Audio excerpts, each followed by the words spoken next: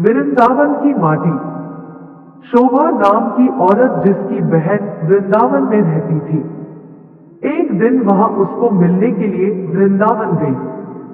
शोभा जो कि काफी पैसे वाली औरत थी, लेकिन उसकी बहन कीर्ति जो कि वृंदावन में रहती थी अधिक पैसे वाली नहीं थी, लेकिन दिल की वह बहुत अच्छी थी, या फिर यह कह सकते हैं कि दिल की वह बहुत अमीर थी।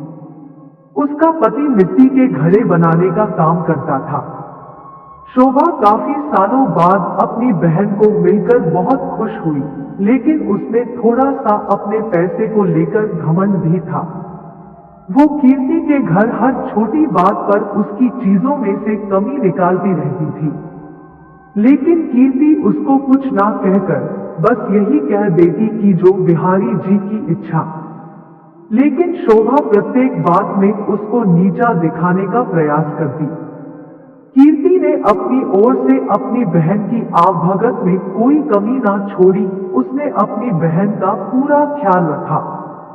उसने उसको वृंदावन के सारे मंदिर के दर्शन करवाए और उनकी महिमा के बारे में बताया।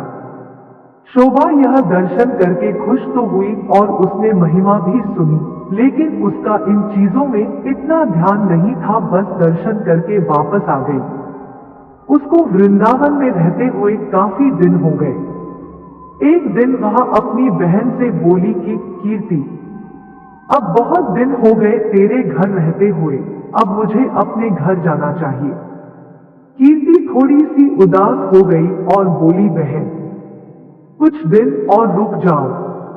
शोभा बोली, नहीं, काफी दिन हो गए मुझे आए हुए।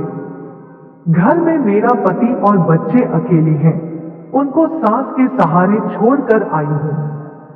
अब मैं फिर कभी आऊंगी। जब शोभा वापस जाने लगी तो कीर्ति जो कि शोभा की बड़ी बहन थी, उसने अपनी छोटी बहन को उपहार स्वरूप मिट्टी का घड़ा दिया।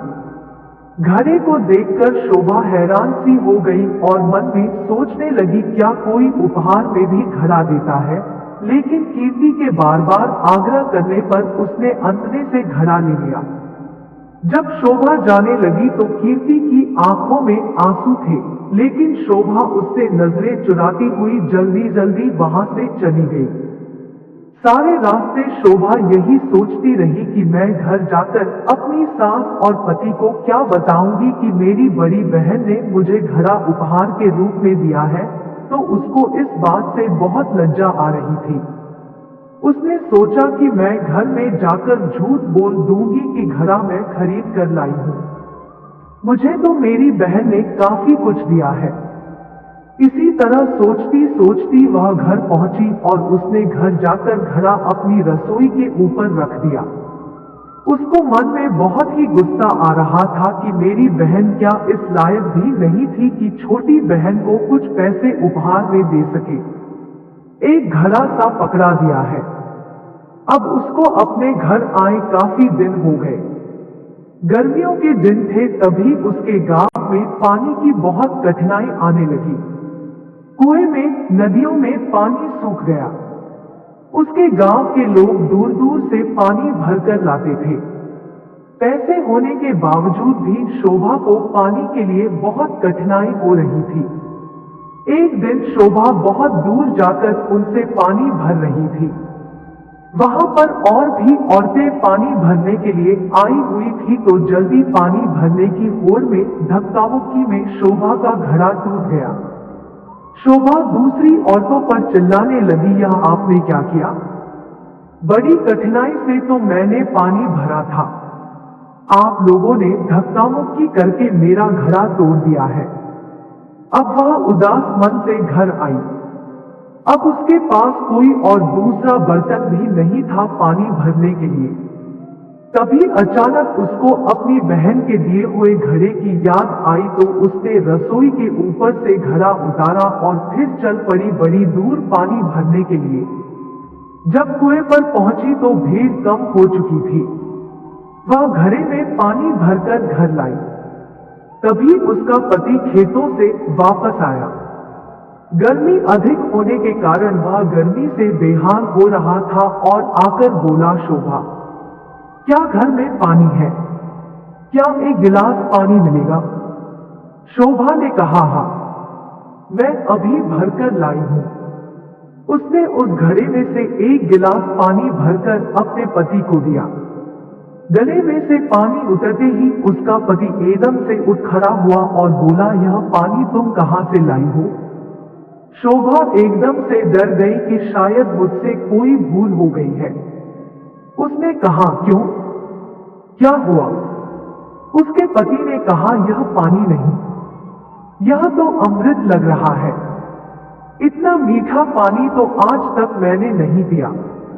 यह तो कुएं का पानी लग ही नहीं रहा, यह तो लग रहा है किसी मंदिर का बोली, मैं तो कुएं से ही भरकर लाई हूं। यह देखो घड़ा भरा हुआ।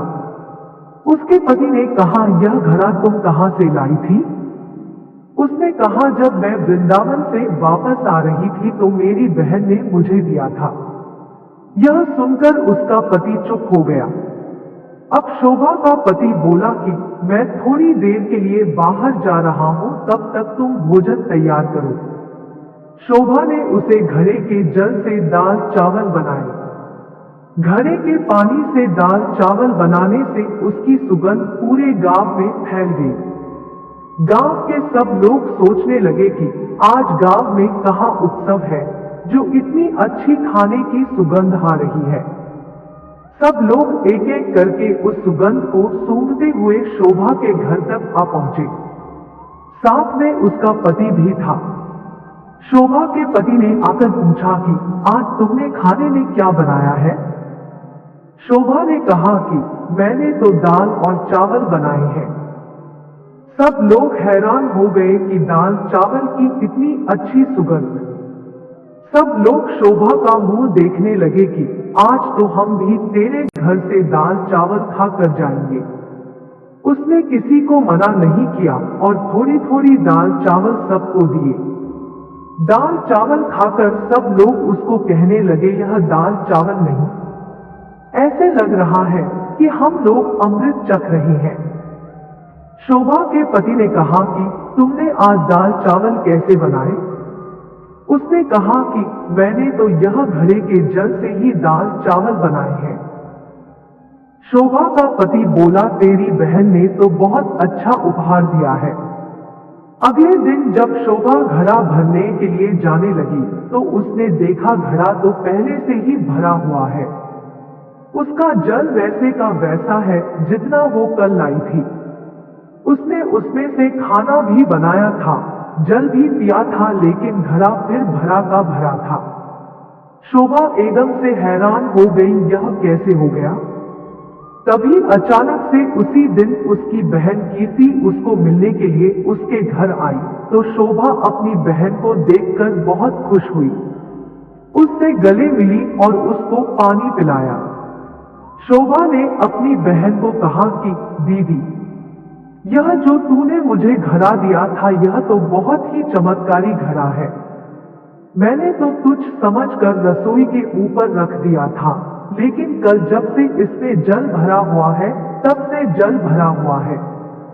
इसका जल इतना मीठा है और इसके जल से मैंने दाल और चावल बनाए जो कि अमृत के समान बने थे।